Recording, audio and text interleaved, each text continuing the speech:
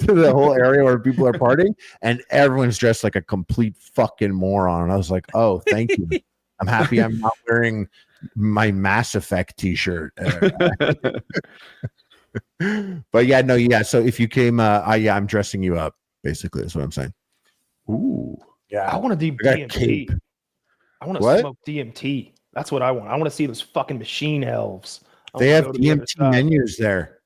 People will come by with like a menu with like DMT on it, or like, and they'll be like, do you want any of this? And you could be like, oh yeah, I'll take this, that, and then they come back like 10 minutes later with your order. Harley, are DMT, LSD, and mushrooms all about the same? I don't have a good enough experience with DMT. Actually, I can't comment. I don't know. No, well, we watched that. Like, DMT is breaking through to the other fucking side. Like mushrooms in high doses do some LSD stuff. The LSD at high doses, you are seeing visual hallucinations. Things are melting in front of you and moving that aren't moving, and colors are incredibly vivid.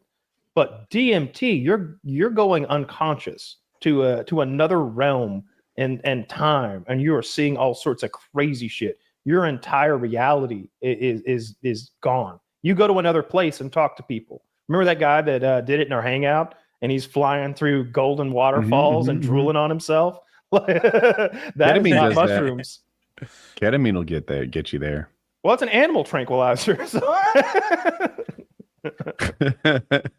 I would hope so. I had this. I've never done ketamine. I had this insane, because there's two types. There's like an R and an S, and one is more in your brain, and one is more body that'll make you want to dance or something. And I always talking about DMT. No, ketamine, the two different types. And I remember being so blasted once, like really, really blasted.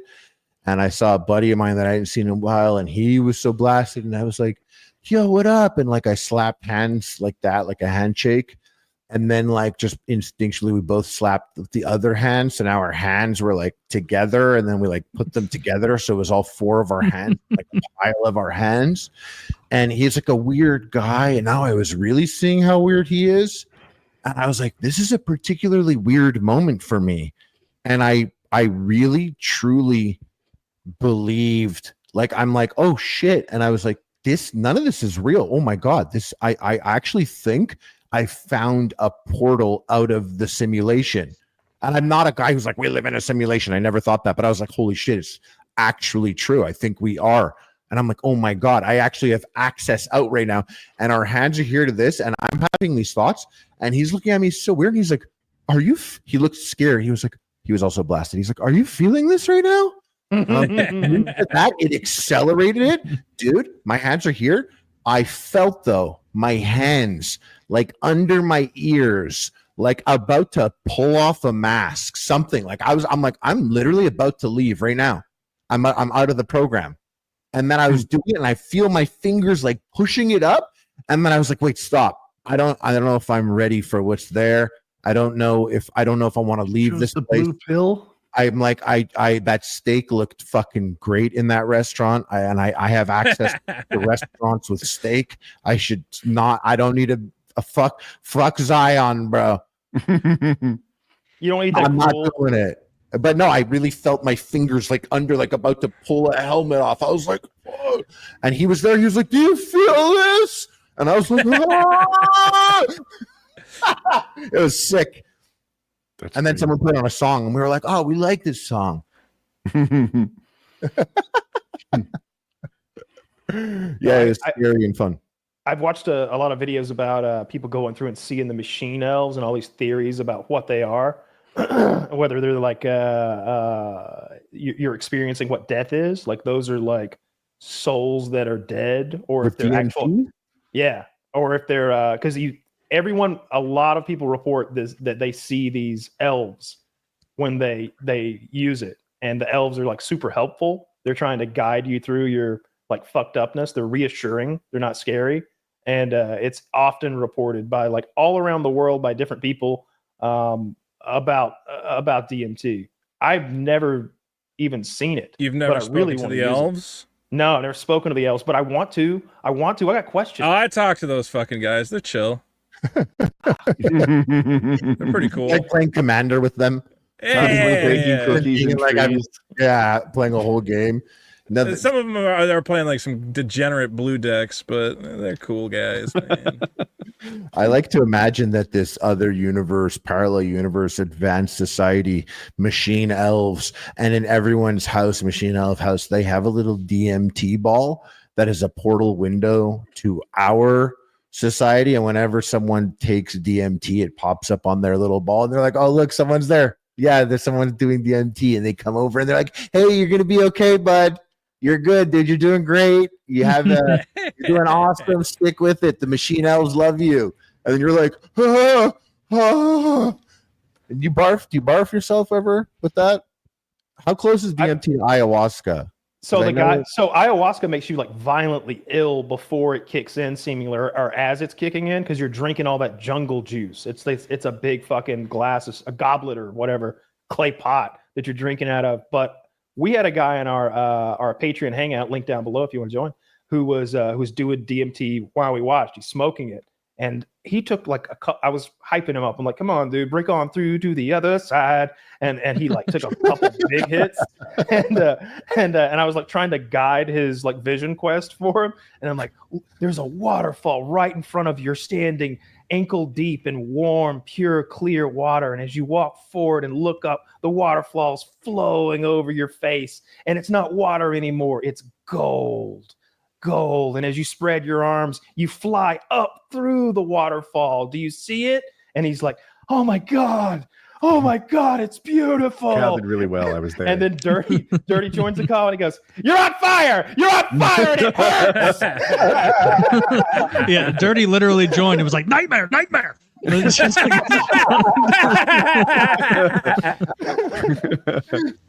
it was like, "You're really harsh in this," and then he threw up on himself. Then he spit up on himself the way a baby will. They're like, drooled down. Where it was like a baby style spit up, because like an adult will like retch and throw their head forward and back as they're vomiting, but a baby just kind of burbles. A baby just like burps it up and just like kind of doesn't even know it's happening. What happened is he did it twice, and he felt like he was doing it twice that made him throw up. Mm-hmm. He was fine the first time. He didn't throw up the first time he hit it. Yeah. Yeah, that was pretty cool though. It looked fun. It still didn't look like he did enough to me, because what I would want to do is like leave. I don't want to be able to like. I don't want y'all to be part of this anymore. I want to go over to that other side or whatever that is. I think there's two different kinds of DMT. I thought that's what you were referencing earlier when you talked about two different kinds of ketamine. I don't remember that. It's fucking long chemical names. I don't know the difference, but one of them I think comes from the toad venom that those people smoke out of like glass bowls. And I watched that documentary where homie smoked that toad venom, and he's rolling around in like a shallow creek saying, "I love you, I love you, I love you, I love you." And it's like, I don't want that. I don't want that. It's funny because you can get to a place where you get so far, and I've been there before, and I'd be like really like thinking, and I'm genuinely having thoughts that I can remember and that are just I have this perspective that I'm like, I must really remember this perspective, because this is actually a beautiful way to see life. And I really I finally understand the universal landscape and how me and humanity fit into this. And then my buddy will be like, yo. And I'm like, yeah. And he's like, let's go. And there's stairs in front of me. And I'm like, like trying to walk up one stair like I'm a 92-year-old man. But before he talks to me, I'm like, I'm on the fucking level. I'm surfing the universal landscape and I understand everything. You are like not on my mental thing. No, I'm like, you're not even on my level. Like I could see it. I wish you could all see it. And then I can't walk up one step. Like, so it's this sense of like, yeah, it's like, but also you could dance and stuff. It's just something like stepping down will fuck you up. My friend, I'm sorry. No, go. My friend did ayahuasca, and he travels around the world a lot, and he finds himself in South America, and he also likes to partake in all the illegal things.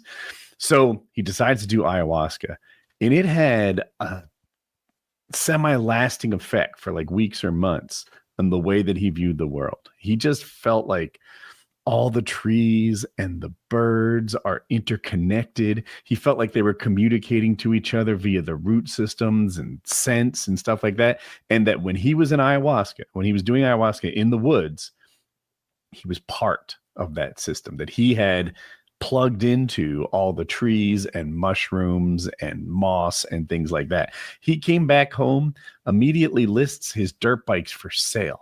And I like to ride dirt bikes with him. So this is a problem for me. And I'm like, and he's telling us how the noise pollution is disturbing the squirrels. And I'm like, bro, the trails are very limited and the squirrels can go anywhere they want.